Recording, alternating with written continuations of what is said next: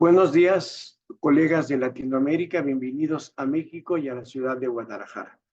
Vamos a revisar en este momento algunas características de la entrevista con el adolescente y que es necesario que las tomemos en cuenta cuando estamos en el acto clínico con ellos.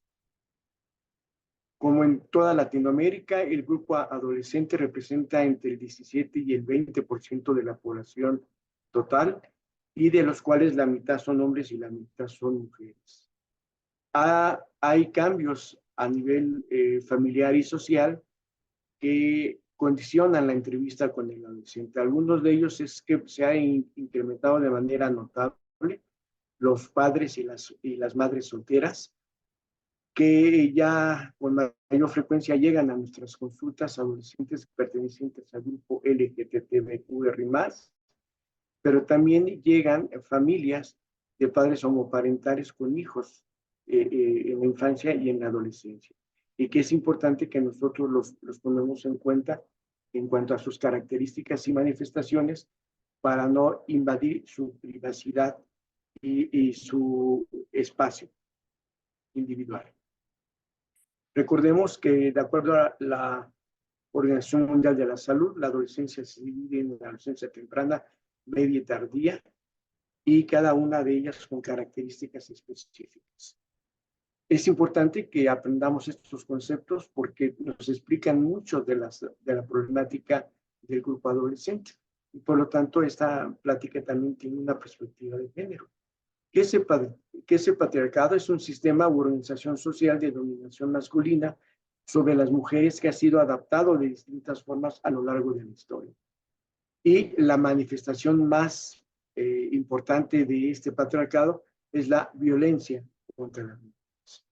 El androcentrismo es una forma de pensar, una visión del mundo que considera al hombre como centro de referencia y medidas de todas las cosas y que simultáneamente oculta el papel de la mujer en un segundo plano, invisibilizándola e ignorando sus necesidades y aportaciones a la cultura. Es importante que estos dos conceptos los tomemos en cuenta porque nos explican con mucha claridad el siguiente concepto, que es la masculinidad hegemónica, que es un estereotipo cultural que presenta a los hombres como activos, fuertes, capaces de trabajo físico arduo, productivos, competitivos y orientados a lo externo, que combaten guerras y penetran el cuerpo de la mujer, que determina relaciones desiguales entre los géneros. Aquellos hombres que no tienen esas características en su identidad de género, o aquellas mujeres que de alguna manera tienen estas características en su manifestación de identidad de género, son relegados, son discriminados, son violentados por ciertos grupos en la sociedad. Por eso es importante que le demos la perspectiva de género.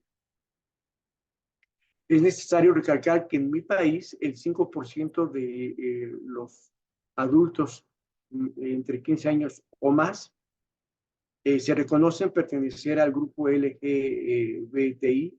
Lógicamente esto no inicia en estos años, sino que quizás los cambios sociales y de educación a nivel social ha permitido que sean más visibles y ha permitido que ellos manifiesten su identidad de género con mayor libertad en otras épocas.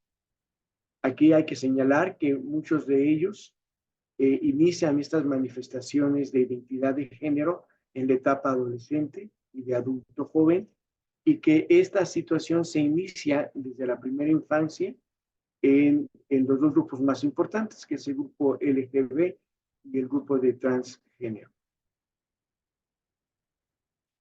Hay que tomar en cuenta en la entrevista con el adolescente que hay diferentes grupos o tribus juveniles con características específicas y que los someten también a riesgos específicos. En México hay más de 30 tribus o grupos juveniles con características específicas y los tenemos que conocer para una adecuada entrevista.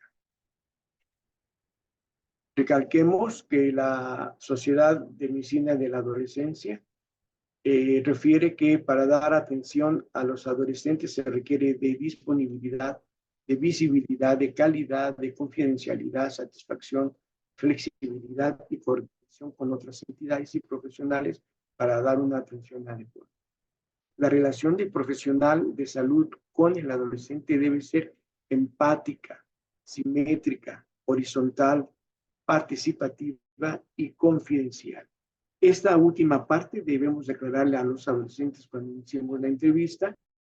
Tiene sus límites y los límites más claros es cuando en la entrevista nos damos cuenta de un grave peligro para la vida o la salud del adolescente o de terceras personas. En ese momento la privacidad y la confidencialidad se rompen porque es más importante en ese momento conservar la vida y la salud.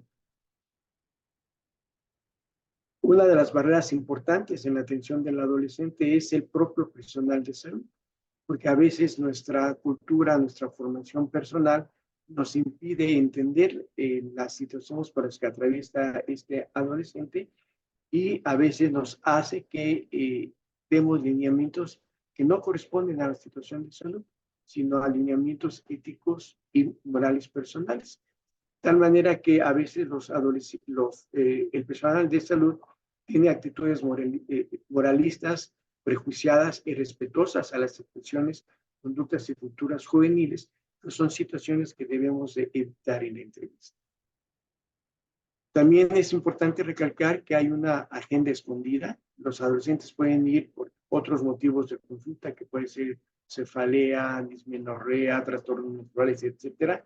Y no es sino hasta la tercera o la cuarta consulta que nos damos cuenta que el motivo real de la consulta era que requieren métodos anticonceptivos o que requieren asesoría o consejería sobre la profilaxis preexposición o postexposición o sobre algún otro tópico que es mucho más importante para su salud.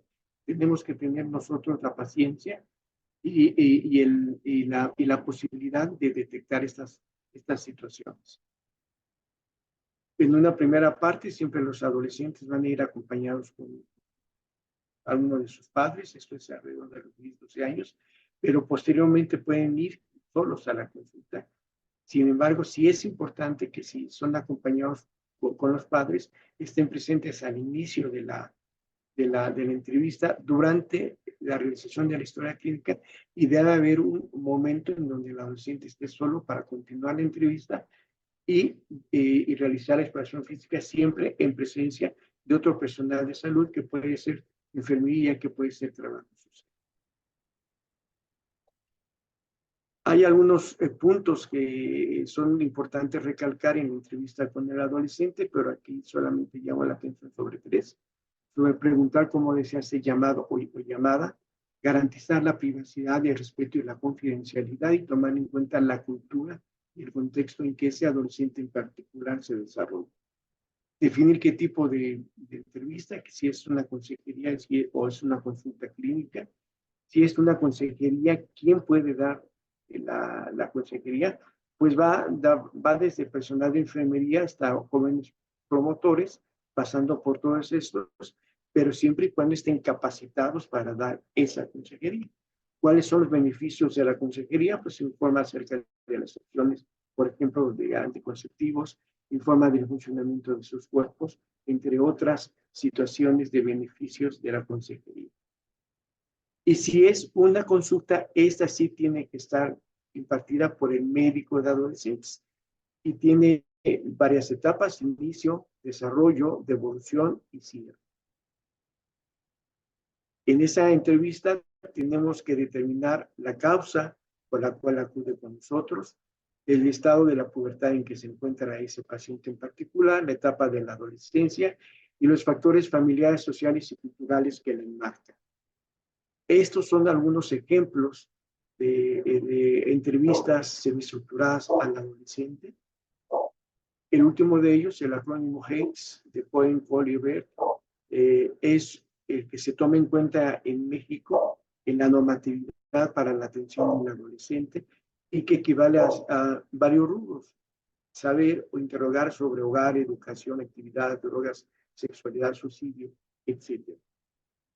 Siempre tenemos que tomar en cuenta en la entrevista con el adolescente 3 características, 3 puntos de referencia, que sería la autonomía progresiva, el concepto de adolescente emancipado, que nos capacita al adolescente para tomar decisiones, sobre su cuerpo y sobre su vida, y siempre tener en consideración el interés superior de la niñez y de la adolescencia.